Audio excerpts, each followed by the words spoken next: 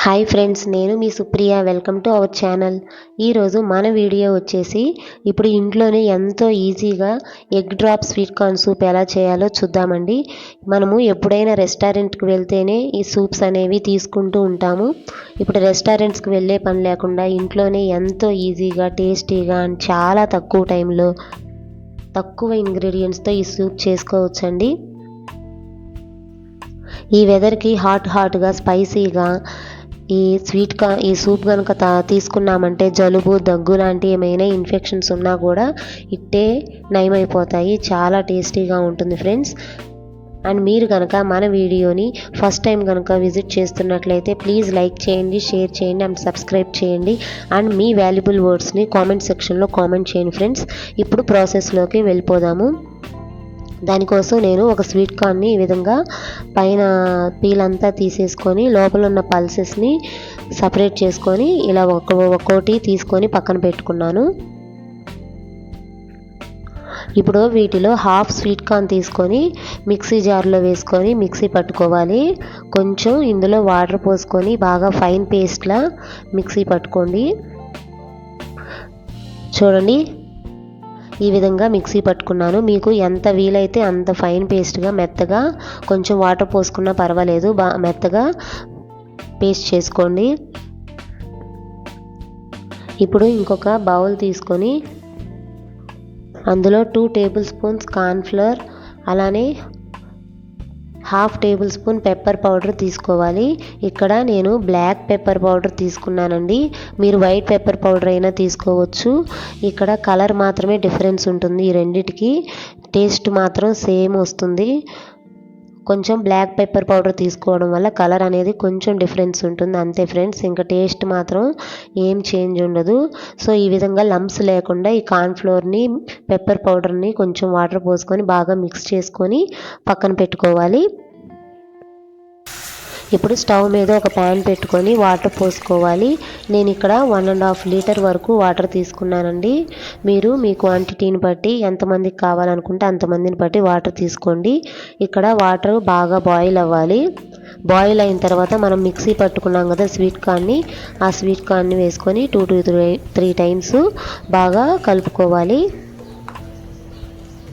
ఇప్పుడు ఆ sweet corn peel అనేది ఉంటుంది కదా, అది పైకి ఈ విధంగా వాటర్లో తేలుతూ ఉంటుంది. దీన్ని తీసేయాలండి.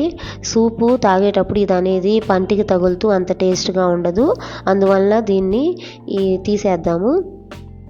ఇది తీస్తూ ఉంటే వస్తూ ఉంటుంది ఫ్రెండ్స్. సో అందుకని 2 to 3 టైమ్స్ దీన్ని పూర్తిగా తీసేసేయండి.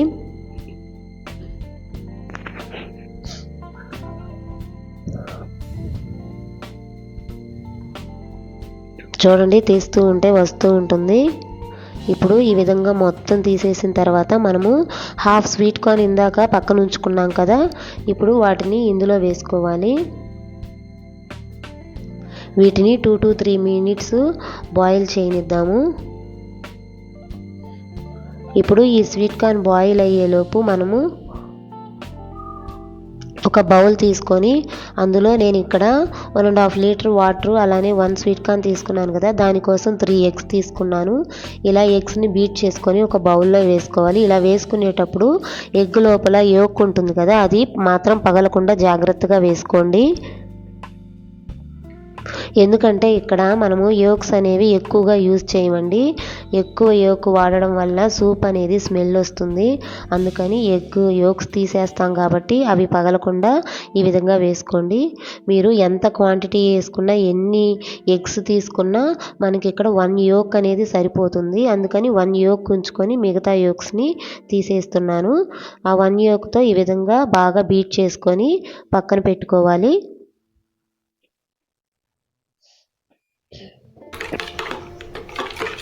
చూడండి, ఇప్పుడు వాటర్ అనేవి బాగా బాయిల్ అయిపోయాయి. ఇప్పుడు ఇందులో కొంచెం సాల్ట్ వేసుకుందాం. ఎక్కువ సాల్ట్ అనేది పట్టదండి, కొంచెం సరిపోతుంది. లైట్గా వేసుకొని సాల్ట్ ఒక 2 టైమ్స్ ఈ విధంగా తిప్పుకుందాము. చూడండి, స్వీట్ కార్న్ కూడా బాగా బాయిల్ అయిపోయింది. ఇప్పుడు ఇందులో 1 టేబుల్ స్పూన్ సోయా సాస్, అలానే 1 టేబుల్ స్పూన్ వెనిగర్ వేసుకుందాము. ఇక్కడ సోయా సాస్ అనేది లైట్గా వేసుకోండి. ఎక్కువ వేసుకోవడం వల్ల కలర్ అనేది మారిపోతుంది.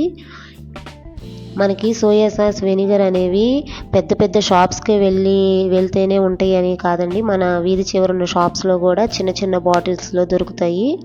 ఇప్పుడు మనము కార్న్ఫ్లోర్ని ఇలా పేస్ట్ చేసుకున్నాం కదా, అది డ్రాప్ బై డ్రాప్ ఈ విధంగా వేసుకోండి.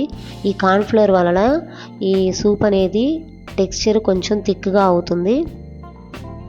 ఈ విధంగా తిప్పుకున్న తర్వాత మనము ఎగ్ని బీట్ చేసుకొని పెట్టుకున్నాం కదా, అది డ్రాప్ బై డ్రాప్ ఒకే చోట కాకుండా ఇలా వేసుకోవాలి. ఇది పూర్తిగా వేసుకున్న తర్వాత స్టవ్ ఆఫ్ చేసేయాలండి. స్టవ్ ఆఫ్ చేసి దీని మీద మూత పెట్టుకొని ఒక 5 మినిట్స్ దీన్ని కదిలించకుండా అదే స్టవ్ మీద ఉంచాలి. ఒక 5 మినిట్స్ తర్వాత తీసి చూడండి. చూసారు కదా ఫ్రెండ్స్, ఎంత టెక్స్చర్ ఎంత బాగుందో, సూపర్ ఉంటుంది. టేస్ట్ మాత్రం మీరు ఖచ్చితంగా ట్రై చేయండి. అండ్ ఈ వీడియో మీకు నచ్చినట్లయితే షేర్ చేయండి, లైక్ చేయండి అండ్ కామెంట్ చేయండి ఫ్రెండ్స్. అండ్ మీరు దీన్ని కొరియాండర్తో సర్వ్ చేసుకుంటే చాలా చాలా చాలా టేస్ట్గా ఉంటుంది friends. And thank you very much.